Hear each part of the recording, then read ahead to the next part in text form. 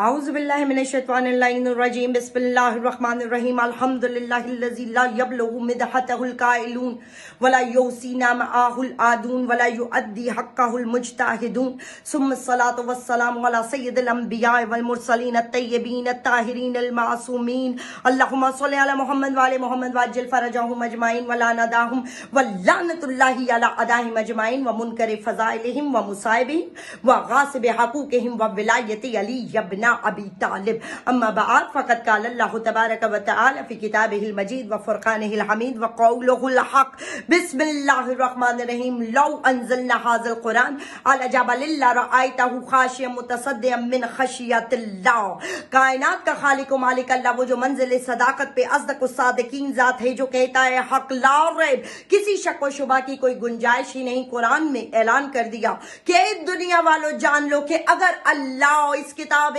خدا کو کلام حق برحق قرآن کو پہاڑوں پر نازل کرتا تو خشیت الہی سے یہ پہاڑ ریزہ ریزہ ہو جاتی. اللہ اکبر اللہ اکبر. بات ہو رہی ہے اللہ کی. اللہ نے یہ دعویٰ کیا کہ یاد رکھو کہ یہ قرآن وہ کلام ہے کہ پہاڑوں پر نازل ہوتا تو وہ اللہ کے خوف سے ریزہ ریزہ ہو جاتے.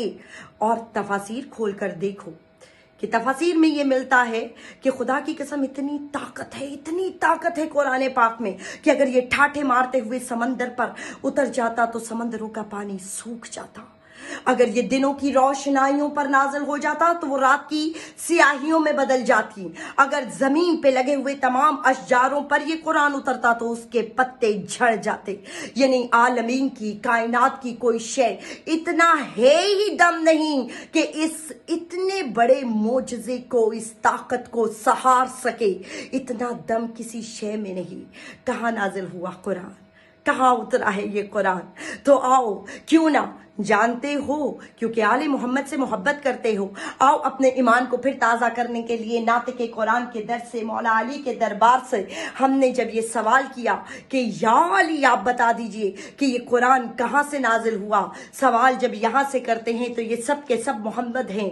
اولنا محمد واسطنا محمد وکلنا محمد سے سب کے سب محمد ہیں. محمد مصطفیٰ کی وحی کی زبان سے یہ آواز بلند ہوئی.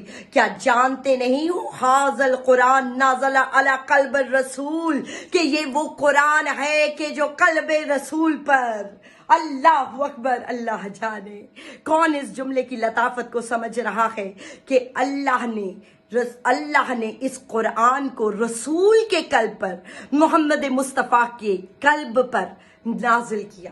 شاید ابھی آپ اس کی اس حسن تک نہیں پہنچے. بتانے کے لیے میں مثالاً بات کرتی ہوں. آپ جانتے ہیں کہ کائنات کی سخت ترین شے کا نام ہے پہاڑ اور نازک ترین میڈیکل سرچ کے مطابق انسانی وجود کا نازک ترین حصہ ہے دل. اب بات کو سمجھنے کی کوشش کرتے ہوئے لطف لینا اور اس ذکر میں عبادت کر لینا. نازک ترین چیز کا نام ہے دل اور قرآن نازل ہوا ہے رسول اللہ کے دل پر. جس رسول کے ناز اللہ لڑاتا رہا اٹھاتا رہا اور اللہ یہ کہتے قوم اللیل الا قلیلا اے میرے حبیب اتنی عبادت نہ کر تیرے پیروں میں ورم آ جاتا ہے. جس اللہ کو میرے کائنات کے خالق کو اپنے محبوب کا اتنا خیال تو اس میں توجہ یہ کرنی ہے کہ اتنی طاقت اس معجزے میں اس قرآن میں جس کو رسول کے قلب پر نازل کیا. ایسا راز کیا ہے؟ ایسی بات کیا ہے؟ لو جب یہ راز اور یہ بات ناطق قرآن بولتے ہوئے قرآن کے دربار شاہ نجف امیر کائنات سے پوچھی گئی تو تیرے میرے کائنات کے امیر نے یہ اعلان کر بتا دیا کہ یہ بات اللہ نے قیامت تک کے لیے عیاں کر دی کہ اے دنیا والو جان لو کہ میں نے اس کتاب قرآن جس کا وزن کائنات کی کوئی شے سہار نہیں سکتی اپنے محبوب محمد مصطفیٰ کے قلب پر نازل کر اس بات کو روز روشن کی طرح عیاں کر دیا کہ خبردار کو یہ نہ کہے کہ میرے محمد کے دل پر ہذیان ہوتا ہے یا دماغ پر ہذیان ہوتا ہے اور جس پر قرآن نازل ہو نعوذ باللہ اسے ہذیان کیسے ہو سکتا.